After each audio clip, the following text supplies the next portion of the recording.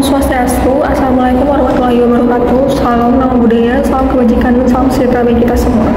Di video kali ini, kami dari Small Group Discussion B1 akan membahas tentang proyek kami yang berjudul Resepan Obat untuk Infeksi Saluran Pernapasan Atas dengan kami yang beranggotakan seperti yang tertera di layar. Sebagai pembukaan, saya Andita Kesnawaru dengan 3 NIM digit terakhir 06 akan membacakan tentang case yang menjadi topik di video kali ini. Bayi bernama Jolie dengan usia 10 bulan dan berat 11 kg datang ke tempat praktek Anda dengan keluhan demam tinggi, batuk dan pilek selama 5 hari. Pasien telah mengonsumsi sirup paracetamol, namun demamnya tidak kunjung turun. Setelah dilakukan pemeriksaan fisik, didiagnosis infeksi saluran pernapasan atas. Berdasarkan kasus tersebut, Jolie kemungkinan besar mengalami ISPA atau infeksi saluran pernapasan akut. ISPA merupakan infeksi saluran pernapasan bagian atas, meliputi rongga hidung, faring, dan laring. Di Indonesia, terdapat sekitar 450.000 kasus kematian balita akibat ISPA. Infeksi ini terjadi akibat adanya kerusakan sel epitel mukosa karena infeksi yang terdahulu. Adapun 3 cara dalam penyebaran ISPA ini, yaitu aerosol yang lembut, aerosol yang kasar, serta melalui kontak langsung. Gejala dari ISPA diantaranya batuk, pilek, demam, sesak nafas, sakit tenggorokan, serta mencari ada atau tidaknya retraksi pada dinding dada.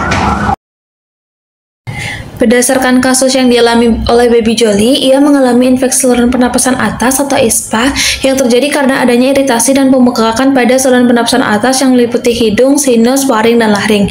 Nah, dalam penanganan kasus ini diperlukan pertimbangan terapeutik untuk menangani pasien tersebut secara rasional dengan meresepkan obat yang sesuai dengan hasil diagnosisnya. Untuk penanganan awal yang dapat dilakukan sebagai bahan evaluasi medis yaitu dengan melakukan nasal aspirate atau swab sebagai tes awal apakah pasien mengalami flu biasa atau influenza. Nah, swab trap ini dilakukan untuk mengurangi kemungkinan gejala faringitis akibat bakteri sehingga peresepan antibiotik untuk pasien dapat dikurangi. Selanjutnya, pemberian nasal spray dilakukan untuk mengobati gejala flu atau pilek akibat dari bakteri dengan tujuan sebagai perlindungan awal.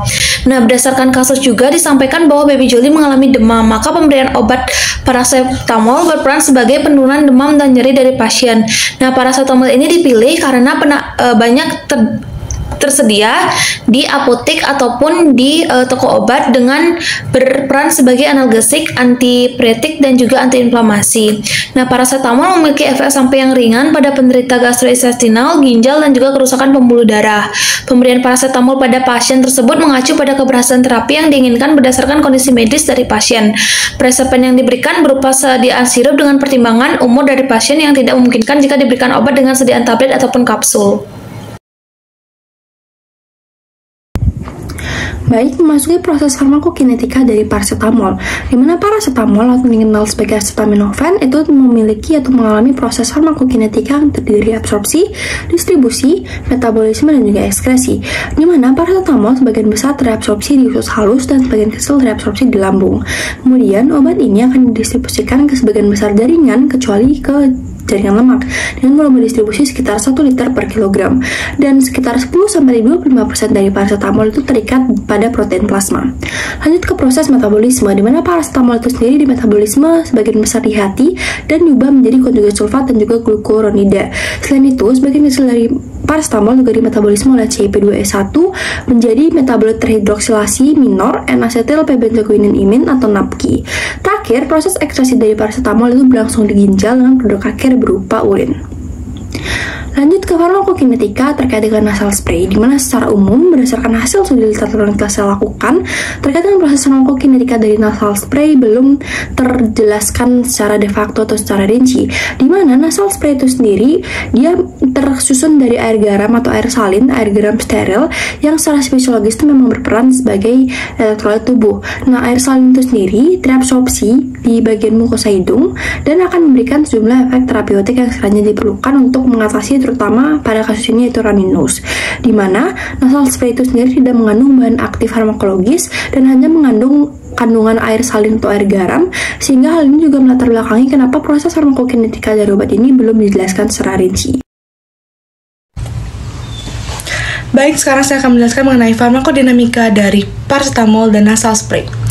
Paracetamol merupakan obat penurun panas dan analgesik atau pereda nyeri yang bekerja dengan cara menghambat sintesis prostaglandin di hipotalamus dan sistem saraf pusat. Prostaglandin merupakan zat yang berperan dalam menimbulkan rasa sakit dan demam. Paracetamol menghambat COX-2 di hipotalamus dan sistem saraf pusat sehingga menurunkan produksi prostaglandin E2 atau PEG2 yang berperan dalam menimbulkan rasa sakit dan demam. Penghambatan COX-2 di hipotalamus menurunkan pelepasan PGE2 sehingga menurunkan pengaturan suhu tubuh di hipotalamus dan menghasilkan efek penurun panas. Sedangkan farmakodinamika dari nasal spray adalah larutan salin yang dapat membantu membuang lendir kental pada hidung dengan meningkatkan fungsi mukosa, membuang partikel yang memediasi inflamasi, serta melembabkan bagian kavum-nasi dari hidung sehingga dapat meredakan hidung berair, terutama pada bayi di bawah 1 tahun. Garam sebagai komponen penting dari nasal spray berpengaruh dalam menurunkan vikositas mukus, meningkatkan ketebalan lapisan sel mukus, serta mempercepat mucociliary transport time karena ketika larutan garam yang bersifat alkali ringan ini disemprotkan pada lingkungan hidung yang alkali, maka akan membuat lapisan mukus dalam keadaan sel. Selanjutnya adalah interaksi obat. Yang pertama, obat paracetamol. Paracetamol jika diminum bersamaan dengan fenobarbital akan menyebabkan peningkatan dari toksisitas dari paracetamol. Reaksi fenobarbital dengan paracetamol dapat meningkatkan metabolisme sehingga metabolit hepatotoksik dari paracetamol meningkat. Selanjutnya, interaksi paracetamol dengan isoniazid dan juga rifampicin. Penggunaan obat ini diberikan kepada pasien penderita TBC. Interaksi tersebut terjadi pada fase metabolisme yang menyebabkan isoniazid dan rifampicin dapat meningkatkan efek obat paracetamol dengan mempengaruhi metabolisme enzim CYP2E1. Isoniazid dan rifampicin akan menginduksi sitokrom P450 isoenzim CYP2E1 sehingga metabolisme paracetamol menjadi metabolit toksik, sehingga menyebabkan meningkatnya hepatotoksisitas. Selanjutnya adalah nasal spray. Pemakaian berbagai campuran lain yang ada di cairan pencuci hidung seperti kortikosteroid dan xylitol umum dijumpai. Terdapat penelitian tentang penggunaan garam kalsium aerosol yang dicampur dengan sodium klorid isotonis dalam bentuk inhalasi. Ditemukan pula potensi higienis dan terapeutik terhadap mekanisme pertahanan biologi dengan patogen di udara dengan memecah serta menghilangkan tetesan bioaerosol berukuran submikron yang biasanya dapat masuk ke dalam sistem pernafasan. Garam kalsium tercampur dengan NaCl 0,9% memperkuat fungsi barier selaput lendir saluran nafas dan mempromosikan sekresi beta defensin 2 dari sel epitel hidung dan bronkus. Yang pertama kita akan bahas tentang safety atau keamanan dari paracetamol. Pemberian paracetamol untuk bayi berusia 10 bulan merupakan langkah yang aman karena merupakan obat antipiretik yang efektif ketika dikonsumsi sesuai dengan dosis. Adapun dosis yang disarankan untuk paracetamol oral ialah 10 hingga 15 mg per kilogram berat badan setiap dosisnya, dengan maksimum pemberian adalah 1 gram per dosis dan diberikan 4 hingga 6 kali per harinya. Cara pemberian paracetamol untuk bayi berusia 10 bulan biasanya berupa sirup ataupun dropper ataupun tetes. Menggunakan alat ukur seperti sendok takar ataupun dropper yang tepat harus diperhatikan untuk menghindari terjadinya overdosis. Selanjutnya kita akan membahas tentang safety atau keamanan dari saline water nasal spray. Penggunaan saline water nasal spray untuk meringankan gejala juga merupakan tindakan yang aman. Data menunjukkan bahwa gejala hidung berlendir pada bayi dapat membaik setelah diberikan saline water nasal spray. Keamanan ini telah dievaluasi dan tidak ada laporan mengenai efek samping signifikan yang diterima. Jenis efek samping yang biasanya diamati pada penggunaan saline water nasal spray adalah ada tidaknya pendarahan pada hidung atau yang awam disebut juga dengan mimisan. Efek samping lain seperti sensasi nyeri umumnya terjadi ketika konsentrasi garam melebihi dari 5%. Namun, efek samping dari penggunaan nasal spray ini dapat diperbaiki dengan mengubah cara pemberian obat semprot hidung dan juga menyesuaikan kandungan garamnya. Baik, terima kasih. Selanjutnya akan saya jelaskan mengenai efikasi dari obat paracetamol.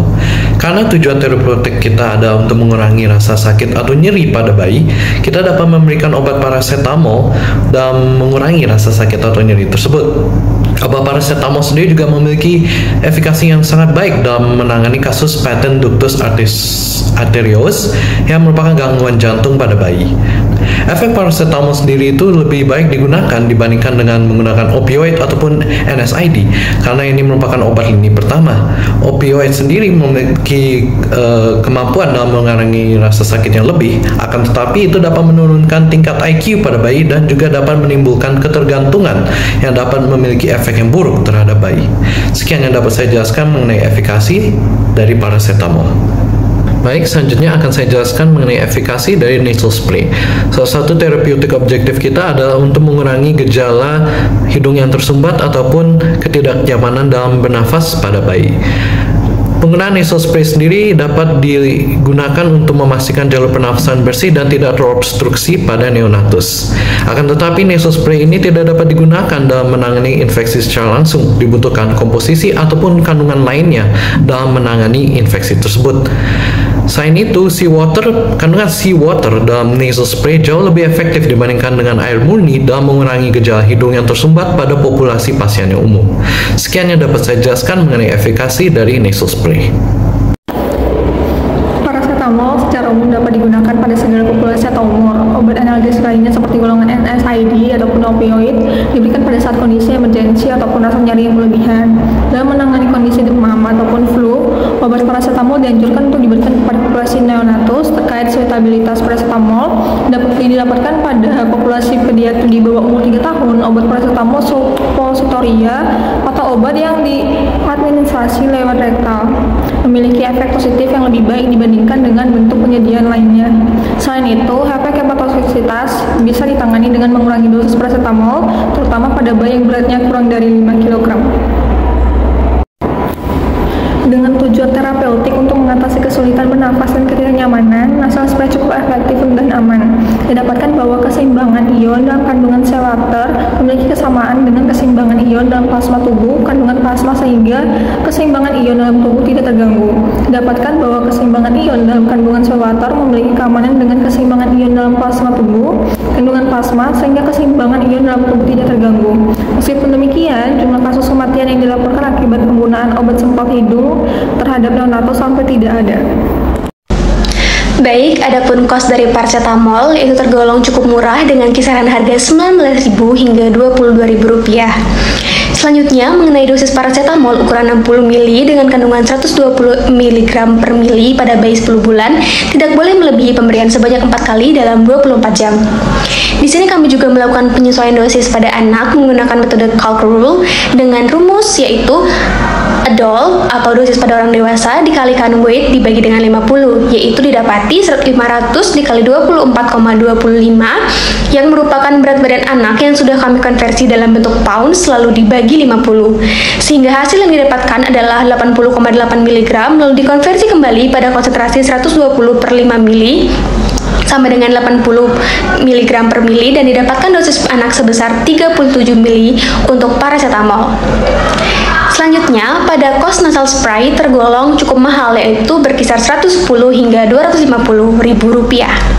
Dengan pemberian nasal spray pada bayi biasanya dengan frekuensi 2-6 kali pemakaian dalam sehari, di mana penggunaan nasal spray ini biasanya 1-2 per lubang hidung dan dipakai secara bergantian. Adapun dengan ukuran botol spray yang digunakan adalah 50 ml dengan kandungan HCl 75 ml dan air murni 100 ml. Baik, ini adalah resep dari hasil diskusi kami atas nama Dr. Willy Agustin Esket pada Denpasar 2 Juni 2024. Subscription paracetamol 60 ml sirup flash numero 1 signatura 3 ter inde CTH1 post kenyang, yang berarti bahwa meresepkan paracetamol 60 ml dengan sediaan sirup sebanyak 1 botol, kemudian menuliskan bahwa obat diminum 3 kali sehari dengan takaran 1 sendok es setelah makan. Kemudian kedua adalah subscription salin nasal spray 50 ml flash numero 1 signatura 2 bisindai nasal spray 1, yang berarti bahwa meresepkan salin nasal spray 50 ml sebanyak 1 botol dan menuliskan bahwa obat digunakan 2 kali sehari dan disemprotkan pada daerah hidung sebanyak 1 kali. Atas nama pasien Jolie, kemudian umur 10 bulan, berat badan 11 kg dan alamat Jalan Sudirman nomor 5. Pemberian nasal spray dapat dihentikan apabila tanda dan gejala yang dialami bayi sudah sembuh.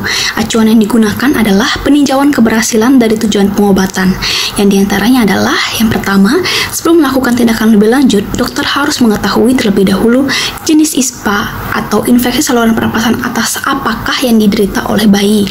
Metode yang tepat adalah menggunakan metode nasal aspirase dan swab. Kemudian untuk pengobatan gejala ISPA, yaitu batuk dan hidung berair pada bayi, dapat dilakukan dengan nasal spray. Senyawa pada nasal spray adalah salin atau NaCl. Senyawa ini secara umum digambarkan sebagai pengobatan simptomatik yang aman dan cocok untuk anak-anak. Nasal spray untuk hidung dengan larutan NaCl dapat ditoleransi dengan baik.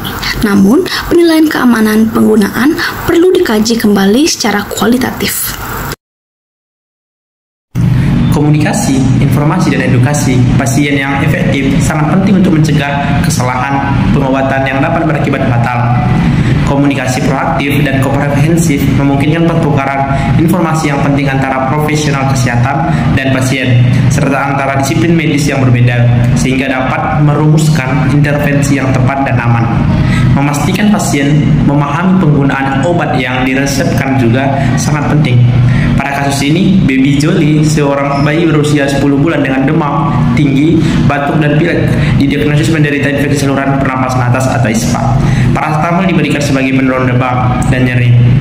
Perawatan di rumah tetap penting, termasuk memberikan cairan yang cukup, makanan bergizi, dan istirahat yang cukup. Juga bisa menggunakan salin water nasal spray untuk meredakan gejala hidung yang tersumbat. Selanjutnya yaitu kita pantau tanda-tanda peringatan dan jadwalkan kunjungan tidak lanjut jika gejala memburuk. Dan hubungi tenaga medis atau bawa Baby Jolie ke fasilitas kesehatan terdekat jika perlu. Kesembuhan Baby Jolie diharapkan dengan pengawasan dan perawatan yang tepat. Baik, demikian presentasi dari SPD kami. Terima kasih.